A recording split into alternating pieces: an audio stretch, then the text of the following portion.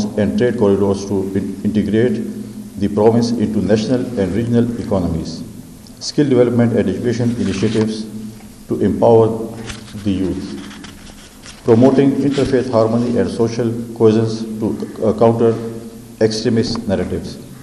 Distinguished guests, at the end, I pay my sincere gratitude and early appreciation to the administration of the South Asia Peace and Development and Institution of Regional Studies, Islamabad, for sending innovation and given the opportunity to address one of the important security issues. Security is the foundation of progress without peace and stability. Economic growth, governance, and social development remain unattainable. Khyber has endured great challenges, but with resilience and unity, we can overcome them by implementing comprehensive security and development policies. Pakistan can secure a prosperous and peaceful future. These were some of the, I can say, official line, because media is here, I shall be in English and Urdu both. The province which I belong to, we have been the battlefield for a very long time, and especially when after every few years, one of the superpower gets up and they want to conquer Kabul or Afghanistan, and whenever they go back, they leave their baggage in Afghanistan. Right now, NATO forces have left Afghanistan, and they have left around about $8 billion arms and ammunition, which are now being used by terrorists and militants against the security forces of Pakistan. The area which I belong to, especially Deir Ismail Khan, which are the south of Khyber Pakhtunkhwa, the militants using snipers, night vision, thermal, and my frontline forces, which is police and then other security forces, FC and army, which are encountering them. My first line force didn't have that much equipment, which I can say, to counter these snipers, especially at night time, to fight with them.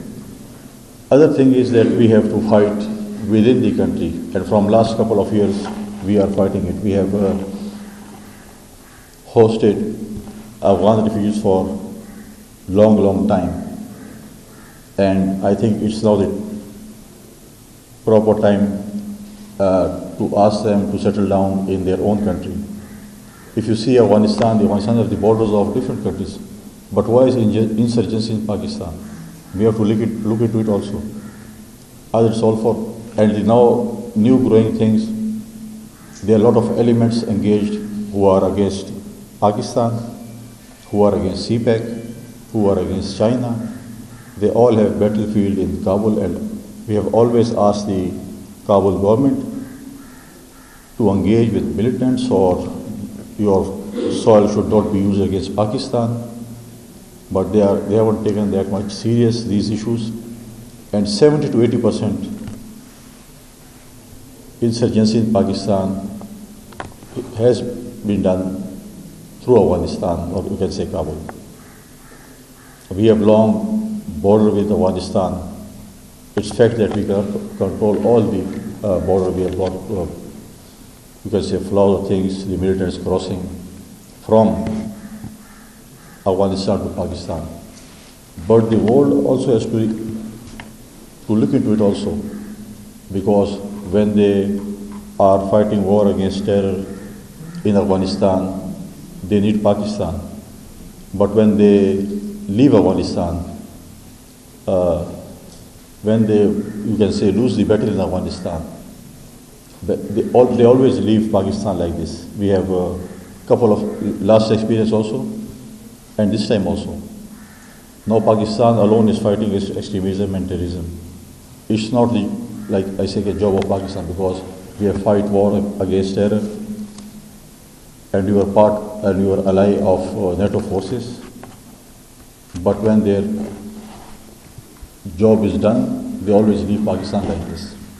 I think the world has to come forward for this specific issue of extremism and terrorism in Pakistan. Now if we come to Pakistan, We have a lot of issues in Pakistan also after the merger of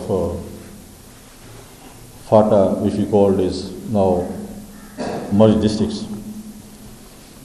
State has promised the people of merged districts that we will spend like 2% of NFC, unofficially 2% of NFC for the development of merged districts, or you can say 100 billion rupees per year.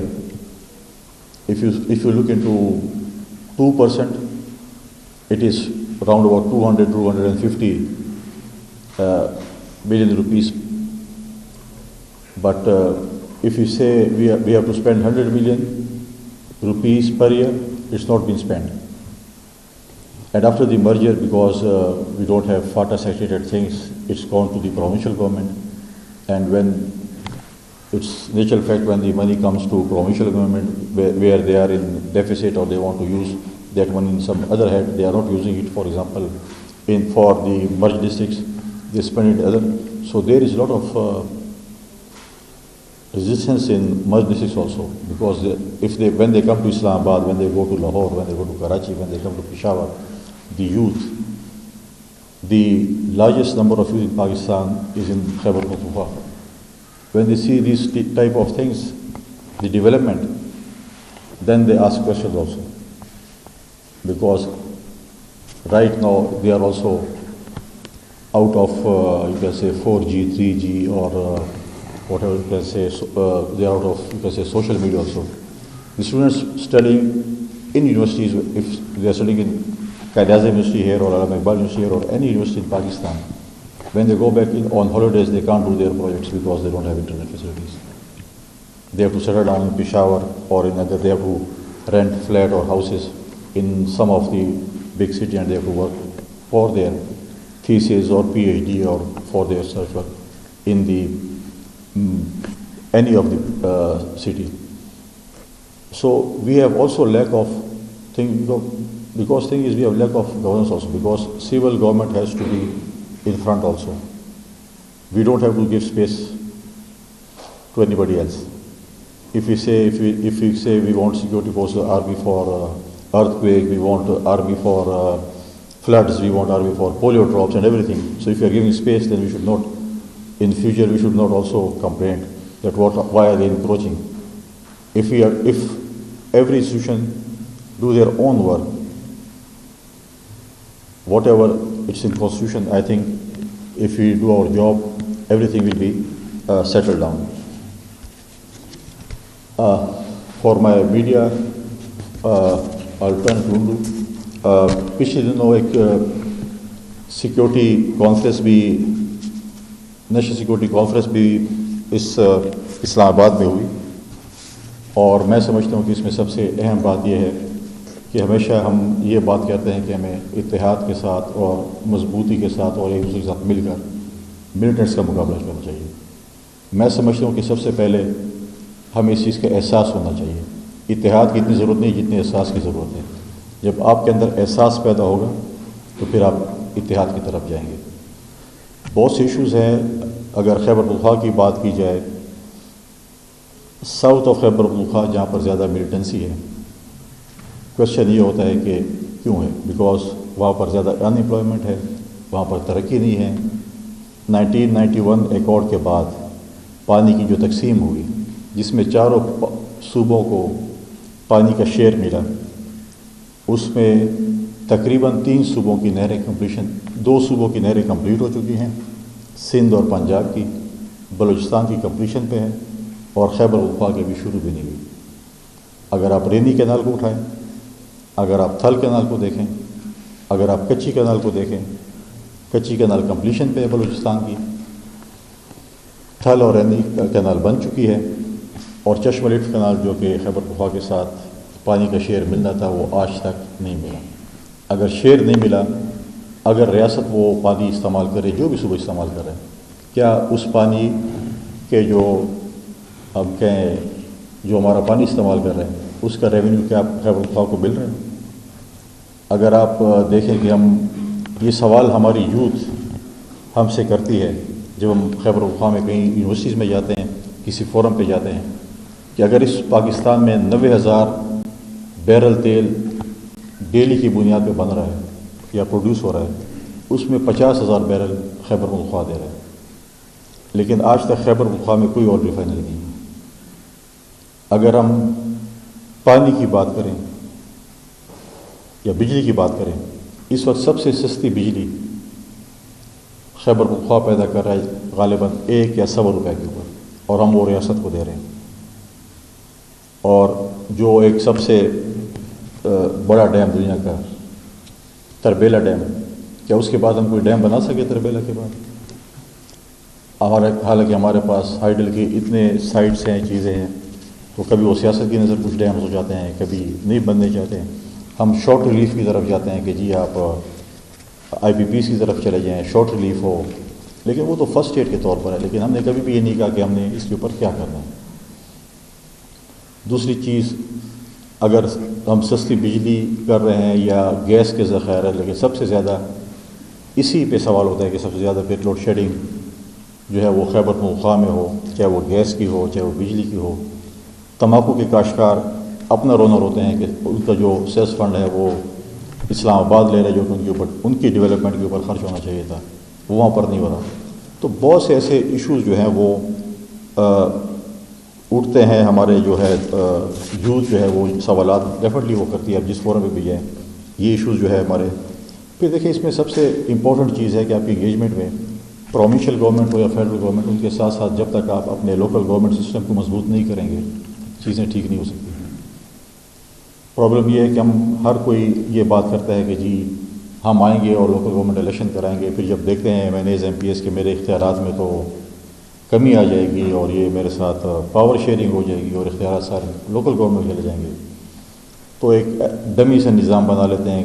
کہیں پہ elections نہیں ہو، اب پاکستان میں دیکھیں سوائے غالباً 2 صوبوں کے علاوہ 2 صوبوں میں اس وقت لوکل گورنمنٹ الیکشن ہی نہیں ہے، اور نہ وہ چاہتے ہیں۔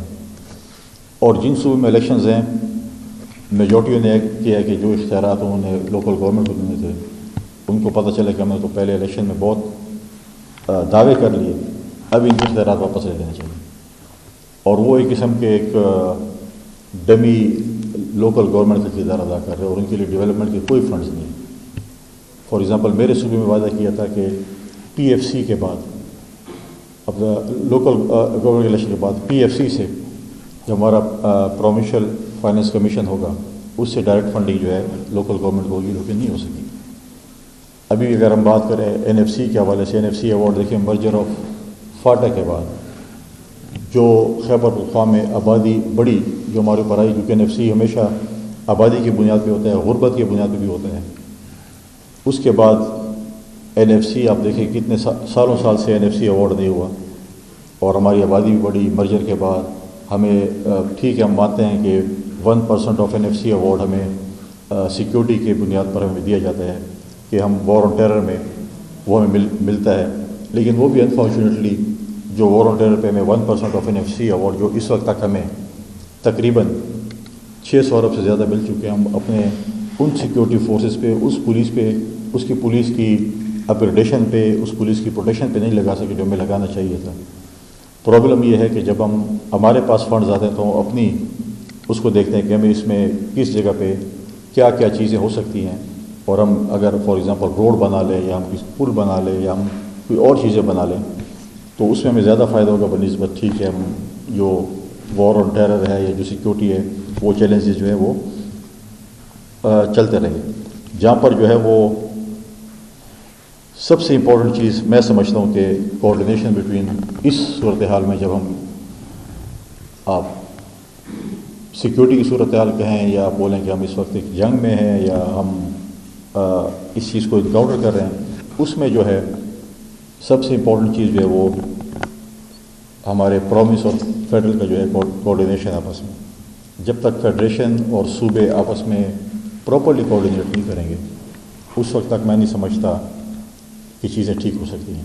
تو جیسے میں نے پہلے کہا کہ اس پہ ہمیں اتحاد سے پہلے احساس کی ضرورت ہے۔ اگر یہ احساس دونوں گورنمنٹس کو ہوگا تو ہم یہ جو جنگ ہے ہم نے پہلے بھی کئی دفعہ جیتی ہیں اور پھر بھی انشاءاللہ تعالی ہم جیتیں گے، لیکن احساس کے ساتھ کہ واقعی ہم نے اس کو مل کر جو اس کا کوئی انکاؤنٹر کرنا ہے۔